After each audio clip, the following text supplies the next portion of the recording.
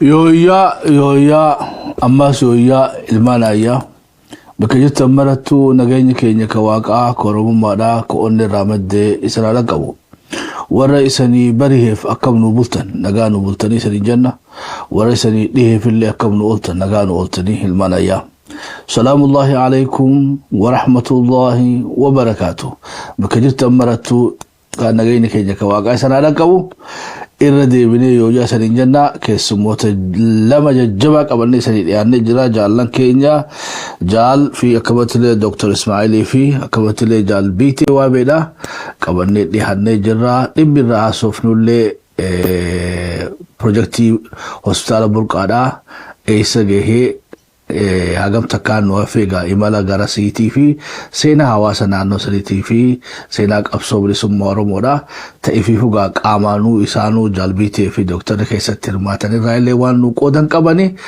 gaa dhihaadhaa qariibuu anaa dhufuu welcome to Shabboo Media Senjan hunda keessanuu ka gara beetee teknikaatii Shabboo jira anillee keessummachiisu gaambeedha dhihaadhaa jarada ugala kala laale ha doktoro fakkaata jechuun yaan gafne yoo biiteen dogogoru baadhe.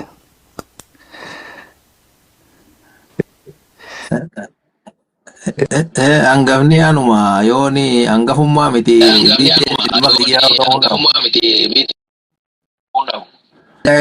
daraja ilma kiyyaatu jira gaa rabbi galanni haga warra ilmaa wajjiini ilmaan silaa ulee dabarsee fiituun wajjiin bakka tana waliin argamne. Rabbi baga waliin nuungae sinis warri Shabboodha fayyaada hojiin itti jiratu hojii jabduudha. Makuma kanarraan tana bakka tanatti hogguu isin dubbattan maqaa Oromootiin maqaa Shabbootiin hogguutiin waan kana hojii boonsaa kana hojjettan harkuun keenya keessaa wanaaf seenaa guddoodha. Akka seenaatti ilaala nama gartee seenaa kitaabarraa once upon a time jettiin faranjii ijoolleen biyya tanatti mahi waan akkasiin na fakkaata kun namichi garagalee ilaale anummaan kun Shabboo isaa dardaraa ozootiin arabuuxaa gaafa jan takka isin kun hundinuu kan jirtan natti hin fakkaatu arabuuxaan sun ozoon dhufin dura Shabboo isaa dardaraa kan namni tokko dibbee dhoof isaa gitaara saatiin sirbu namni arabaa tokko aruuza godhee anaa ijoolleedha yaadadha sanaan reefuun tana ilma isaatii wajjiin haasawe itti himee kofalchiise tanaaf jecha tanarra wal arguu keenya hedduun itti gammadee fayyaada seenaa ajaa'ibaati. Bodar ma isanin gaafadhaa inshallah rabbi yasalli haga takonuuf qoodane so Dr. Kenya afira Kenya kabajjali asre nu arkamoo keessaniif irra deebi'eeti maqaa Shabboo Media TV ilmaan Oromoo idil addunyaatti sangalatoo fadhaa akkanumatti illee adeeroo biiteellee beetee daddaraa fakkaatu malee nama umrii isaa xiqqaadhaan qabsoo keessa makame seenaa isarra guddoodha seenaa beetee umrii isarra guddoodha lafa kaayee dabree jiru baga irraa haftee arra guyyaa irraa kana geessisin jenna. Welcome to Shabboo Media Dero. Galatoma isin martino baga Shabboo Media irratti wal agarre afeerraa keessaniif illee hedduu galatoma isin jaagamme nutillee bara dheeraa odoon arginu turre sababa kanumaanoo Dr. Ismailiin maqaa dhaga'uu malee isin beeku ture garuu seenaa isaa hedduun dhagaa ture yeroo baqattummaa keessatti bakka Naayiroobiidha turre. Naafi sheettaleessaa qumbiidhatii fi jaallan hedduun jiruu baqattummaa keessatti Naayiroobii waliin dabarsina keessatti akka jaarmaa dhaabaa tokkotti wajjin hirmaataa turre tokko keessaa yeroo teenyu hunda waa'ee Dr. Ismail kana jaal tokko jira jahatam nama jedhamu isaatu nu kaasa yeroo hundaa Abdulaziz obboleessi isaanii kun mana isaanii yeroo hundaa mana abbaa Dr. Ismail fatti walgahii godhan yeroo hundaa nuti warri dargaggootaa kun jaallan martinu rabbiin ammoo har'a qaama wal nu fidee wal nu barsiisee jecha barbaadeeti galatooma kun hunda sababa haa ta'e rakkoo uummata illee osuma ta'u Shabboo Media qabaachuudhaan kan hundaa dhaqqabne halaalaa wal dhaga'uu malee waliin barree ture walillee barree walillee garree galatoomaa baga umuriidhaan nu jiraattanii nama jirutu arga umurii isin dheeressu mara keessanuu nuti nama seenaa isaanirraa dhaale malee seenaa dura itti dhalatanii itti guddatanii nuti illee warra muru fakkaatu dabarsinaa galatoomaa jechaaf hin jaasollee dheeressine. Thank you jalbitee xiyyoon fadhu galatoome guyyaa irraa beektee wal waruuris keessa jirti wal arkuu fi illee keessa jirti gaa inshallah rabbi jaasi achitti ammoo hariiroon teenya tan hundaatu hawal baree fi hawal arkee illee gaa akka hariiroon keenya kanarra wayyooftu abdii guddaa qabna gara dooktarittiin deebi'a dooktar mee waggaa if booda isan deebise bara sanii barri keessan san kaa bara laafaa miti jechuudha bara qabsaa'uu miti Oromoodhaaf yaamuun ulfaattu jechuudha. Qabsaa'uun sadarkaa biraati itti uf yaamuun ulfaatti jechuudha. Gaa isan itti fi yaamuu bira hottaniiti warra beetee if dagateellee fi yaadachiisuudhaaf hajiruudhaaf beetee hajiruun du'ellee lubbuutti deebisuudhaaf qabsaa'aa baatanii barri sanii barakame eeysa haala kamii fi akkamiin qabsoo bilisummaa Oromootti makamtan dooktar. Fayyada yoo halli dura galatoomiin siin ja'a atu amma kun silaalu nama gaafa nani dura waa'ee Oromoo yoo kana dhaga'u meebi nama gaafa sadhalatu na fakkaata kun laalu bifa beeyta miidiyamarra wal garra malee taata waliin garru waliin arkaan jirru gaafniin ani dura waa'ee Oromoo jechuu tana dhaga'e gaafa elemu faan qawwee dhawan nama ganda wafaame warra keenya keessatti khalat awii takko godhaniiti dachi warra keenya amaarri fudhate khanat abaqaa barbaadan nama keenya tokko ka gaafa calanqoo abbaan isaa akaakoon isaa lola keessatti beeytaa gaafa san murnaanii deeman ganda keessaa nama guuranii murnaan deemanii oguu deeman murnaan deemanii calanqoo san oguu dhaqan warra lollee eegar caphee guyyaa diidanfaa booda bakka san dhaqeetu ture warri sun warra booda dhaqee ogguutiin egaa adda facaan daareekshinan beekanii harumatti miilli isaan baase deemanii asabooti gala warri keenya namni keenya tokko namni ganda keenya ka warnu wajjiin abbaa sadii afurii walit dachaan kana xabaqaa san barbaadanii biyya saniin gurbaan sun ifumaaf kifluma shani moojaha barateeti higga mangisti waan jaan kana dubbisee xabaqaa jabaa ajaa'ibaa ta'e bakar jaaniini amma bakar kun achirraa dhufe carcarirraa dhufe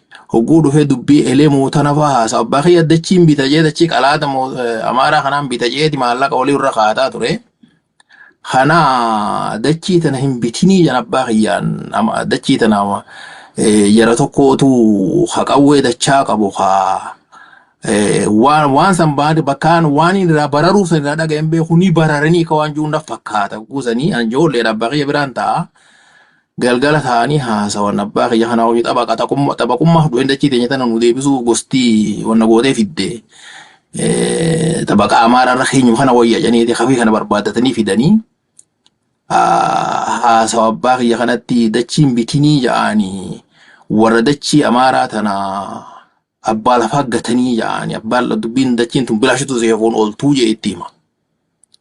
Jara tokko dhufe haqawwee dachaa qabu birbirsa keessa tattaanii qawween isaanii bobaa jala dhoyfatanii ni baranii kan inni jiru waan ijoollummaa irraa fakkaattuun beeku waan akkasiitiin keessa dhagaa akkas jeetti himee gaafni sun lola elemoo sanfaa tahaa jechuudha. Amma guyyaa saniin dura dhaga'e jarri sun Oromoo ifiin ja'aa ja'a. Jarri sun jaarraa ilma Abrahaam Hamid guusan keessatti Abdulkariim Abrahaam Hamid ilma Abrahaam Hamid fa'aa wajjiini achi turanii ilmi Abrahaam Hamid kun ni du'e jedhanii taaziyaa godhanii ja'anii namichi. Bar taaziyaa tana Abrahaam Hamid if dhoysuuf taaziyaa godhe malee qaallee jaaraan hidha jira malee hin duunee jeen namichi kun.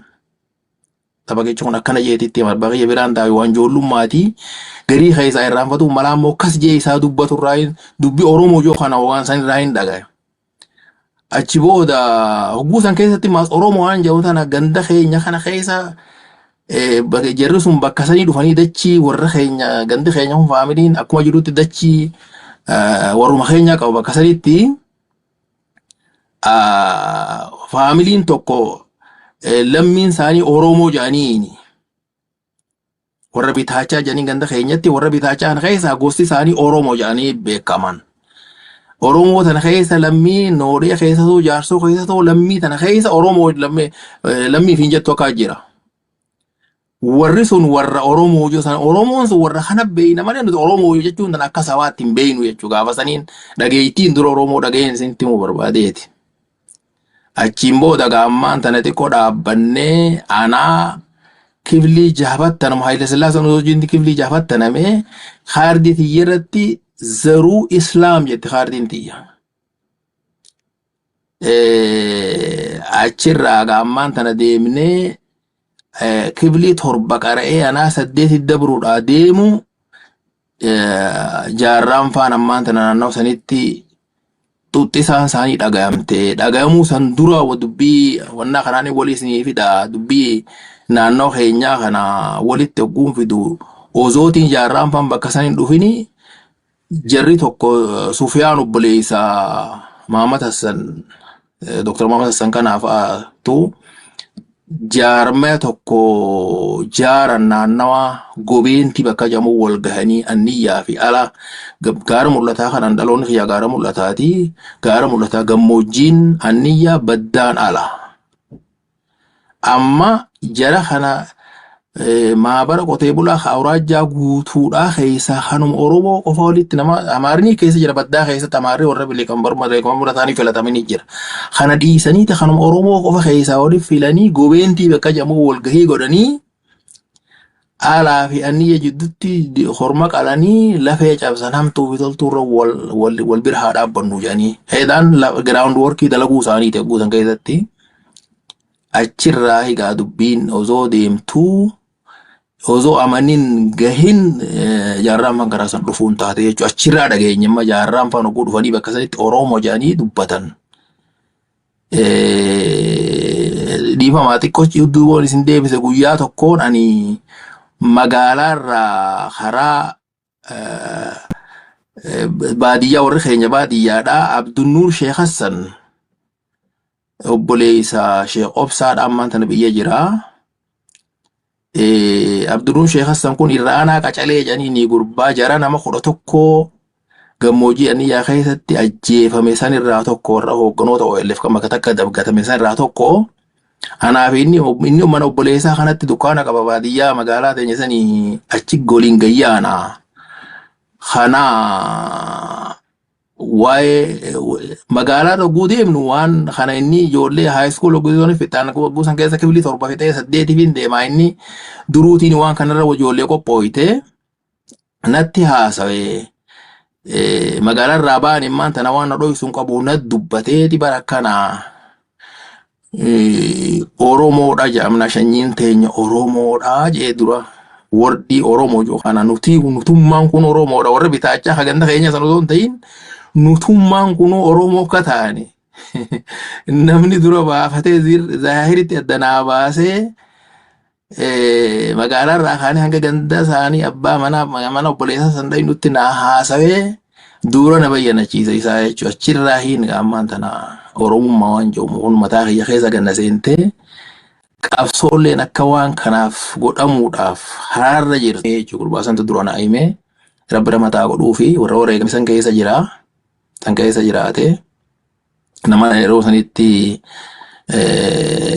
qabsoo naannoo sanii biqilchirraa tokko wanni naannoon sun itti addateehu seenaa sangaa fuula dura haasawaa nu keessatti irra deebi'eetiin keessa akkatti naannoon sun maaliif itti addate jecha dhiyoo sanatti dubbate tokko yaada dhagamme haan ummanni naannoo sun bishaan addaa kan isaan dhuganii jiramoo maali jettee gosa dubbattu silaasi bira jiraadhee bar bishaanii miti dhiiga dhuganii hiyyeessitti maa jechuudha. So dhiiga sanii akkitti dhiigi sun ta'ellee seenaa siidhaa keessa fayyadin si fi dhaggeeffattoota keetiif ibsuudhaaf jiraadha. Hasan wayyeetiin gaammaan tana akkaan itti dhaga'e yoon si deebise gaa tanumaan jaa jechuudha. Che galatome che gaina deve filmato context ti la gote beke dunu geste galatome biti raille hata isasin fudanna churi adiro biti ati bar amma saan qabsotti dabalu bu qaban arra churi amma hono dardarum mate amma gute gaafa san meeka akkamit iskula rabaddeemo warra jalaa baddeemo haala kamini gaa qabsoo barasanidha atin gadaan kee gada beeytee nadhii gammadaadhaati atin dhalootuma barasaniitiin dogoggoruu baadhe biiteen akka haramiini seene jechuun warra jalaa baddeemo waraanaa siin baddeemo haala kami qabsoo keessa seentee bara isaanii yaadatta umrii itti meeqa turtee naannoo kami gaafa keessan saloo qabsoo maal fakkaatti? Ani yoo dhugaa dubbanne ani abbaa kiyya ijoollummaa kiyyaan anaa xiqqaadhatti yeroo Haile Sillaasee ani hin beeku ture. Yeroo Haile Sillaasee inni abbaa lafaa kajaamu ture naannoo keenya sanitti itti gaafatama abbaa lafaa jaameeti. Isaan abbuma lafaati gaa abbaa lafaa maaliif abbaa lafaa jaamanii hin beekne amma naa galaa. Yeroo sanatti jaarraa abbaa gadaa kanaa hojii dhufaniiti isaan kun naannoo keenya dhufaa turan hoggan dhaga'u. San booda ammoo hoggan xiqqoo shol guddadhu anaa guroo fi onni qabdoo tana karaa guddaa tokko jira karaa labbaa jaanii galamsoo fi baadiyyaa teenya jidduu adeemu karaa kanarra baaneet hoggaa boonaa horii qaqqajeelchanii ijoollee tana xiqqoo tanaa hojii taphanna. Nu taphatu kana jaalelemoo fi dhugoomsaa dhugaasaa kunii fi isaan kun gubbaa qoricharraa karaa awwaaree dhaddacha gurraachaa kanarraan karaa asab kanarraan meeshaan kilaash seensifatanii awwaaree kanarraa fudhatanii gubbaa qorichaa xiqqoo turanii achiin wanni itti dhufan hardiim lafa jaamu dhufan. Mulaatota manyee kuni miliinoo nu oliif ganda gooroo qilxuudhaa jedhaniiti karaa nu oliif ardaa 12 takka keessaa qaba. Qabeenya inni qabu kana maaltu ture haati isaa achii fi hardiim jidduu deemti. Immaamma kaftishee jedhaniin. Ishiin ammoo isaan akkas jedhaniin kuni yeroo karaa kanarra deemtu nuti dhagaa itti harra. Ishiin gurraattii takka imaama amaarri kuni hoggaa shaashii kana hidhatu matatti marata. Isaanii matatti maratu kana nuti dhagaa darbina yeroo hoggaa san bakka lagaa hoggaa isaan laga tokko jira kaseenanii bahanii bakka san gubbaa baanee dhagaa darbina nuhi itti darbu kana nu arrabsiti nu jala fiidi. Nuti dura horiin darbina hoggaa tana mulaatu kiyya maalirraa muranii jechaa turte yeroo sanin yaadadha waa'ee mulaata manyii irratti qabsoosan. Mulaata manyii kun maalii hayyuu tokko innis abbaa lafaati jechuu dhagee isaa gibira namarraa guura jechuu waan dhagee jecha gibirri kun maaliif namarraa guuran jee abalasan kana gaafataa ture. Abalasan kuni waariyoo jaaniin jaallan bosona turan kana wajji turan. Galgala isa biran dhaqee yaani haasoo irraa dhaggeeffadha. Odoon jiruutu 91 keessa garuu isa waraana seenuu dandeessan jaanii nuti ilaalni inni odeenu machaaraa dhaqane machaaraa hoggaa nu ari'anii galamsoo deebine galamsoo irraa hoggaa deebine jaala bobbaasaa gadaa kanaa fi ibsaa magarsaatii fi jaala bal'isii fi amma dhaaree habroo janii jira. Isaan kun ijoollee haga tokko fudhatanii nu ari'anii obboleessa kiyyeessan jalaa badee seene anachirraa badeetiin ammoo karaa bookeedhaa deemee bookeetti itti dabalamee jechuudha. Hogganaa bookeetti dabalama booda achumaan jaal irree takka fa'aa wajjin falmataa Haji Bayaan Sheeb Bayaan jedhanii naannoo Arsii kana inni Arsii Gololchaa kana dhalatanii ganda Sheeb Bayaan kana mucaa kanaa wajjin teenye inni abbaa muraasatti ani akka loltuu tokkotti keessatti hirmaadha. Hojii deemnee odeeffannoo achumaan wajjin kunne saniin booda ammoo bakka hedduuratti hirmaatuudhaa fi bifa kanaan qabsootti dabalame. Nuti boohes turre 93 boohes akkuma nama daleeyduu hojjetaa mootummaa sun ta'initti akka hojjetaa daldalaa tokkotti fakkeenyee achi garuu gaafa san qunnamtii damee tikaati waan wal qunnamaa ture jecha achumatti dalagaa ture. San booda ammoo daggala gaddeebinaan yeroo namni chaartararraa baanee deemnu sanii ani naannoo gammoojjii dhiyaa kanatti ramadame. Gammoojjii dhiyaa kana keessan ture karaa Asabii fi bordodee fi ayiddooradhaa fi karaa kanatti bikkee kana ture. Kana booda karaa biratti gad deebisanii hogga gad deebisan achumaan qabsoo hidhannootti itti deebine 93 san booda itti fufne jechuudha. Saniin qabsoo kanatti bifa kanaan dabalame waan sanii as ta'e hedduu jira. Faraqumaan si himna jecha galatoon. Ayyee bitee xiyyeeffadhu itti deebina sanis. Duba bara amma keessaa hawaasni keenya qabiyyaalaa jiru kuni. Honestly bara amma gaa seenaan atii fi dooktarriinuu qabdanuu seenaa kitaabni tokko irraa bahu jechuudha. Yoo laffaatu waatti nafne beekadu saba kana. So kana hundaa acknowledge godhaa deemuun barbaachisaadha.